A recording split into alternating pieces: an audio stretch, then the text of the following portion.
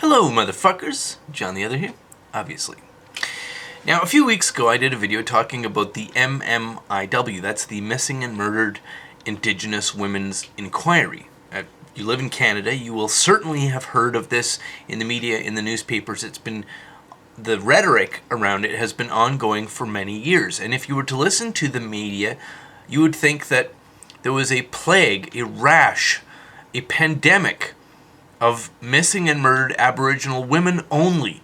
That somehow, someone, some group, some force of nature is disappearing, murdering, abducting, killing Aboriginal women and girls in vast numbers at an ever alarming and growing rate.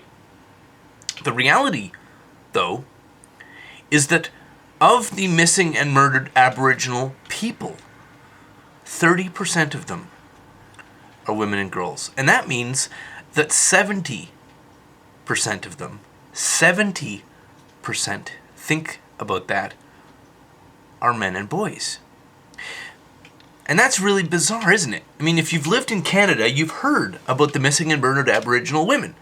You've heard about it endlessly, and if you have only listened to the media and you haven't inquired yourself, you will believe that it's this horrendous anti-woman, anti-Aboriginal woman force or phenomenon. But it's 30% women and 70% Aboriginal men. And after a lot of canvassing and public awareness raising and letter writing and public speech giving and political pressure by a large number of groups, both Aboriginal groups and civil rights and human rights organizations, the Missing and Murdered Aboriginal Women Inquiry finally agreed to include men in their inquiry. This is a logical decision that they made.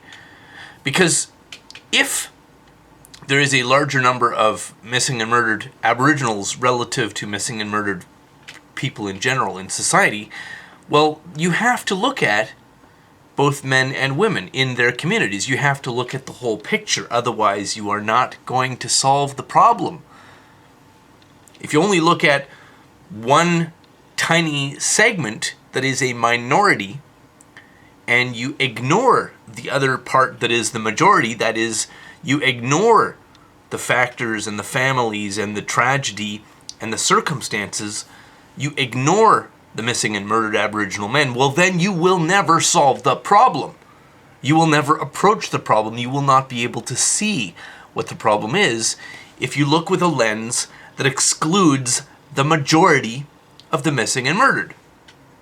But after the announcement about a week and a half ago of the inclusion of men and boys in the missing and murdered Aboriginal women inquiry, the communications director of the Missing and Murdered Indigenous Women's Inquiry was quietly fired, and men have been dropped from the inquiry. It's back to only looking at missing and murdered Aboriginal women. You would think this is an insane thing to do if your goal is to solve the problem of missing and murdered Aboriginal people, or even the subset of the problem that is women. It would be insane. It would be completely categorically insane and counterproductive to look only at that narrow minority sliver of the problem and purposefully ignore the men and boys who are 70% of the problem. But that's what they've done. The reason given by the Missing and Murdered Aboriginal Women Inquiry, the reason, in their words, is men shall not be included because women are sacred. I didn't make that up. Link in the low bar for the source. Missing and murdered Aboriginal men, who encompass 70% of the missing and murdered Aboriginals in Canada, will not be included in the inquiry because women are sacred, apparently.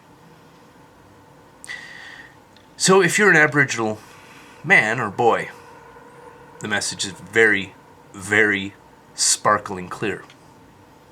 If you die, it doesn't matter. You're not sacred. Now, before I say thanks for listening and have a lovely day, I just want to say to the feminists who managed to close off and terminate the inclusion of men and boys, you've surprised me. I didn't think you could, but you did. Well done. To everybody else, thanks very much for listening, and have a lovely day.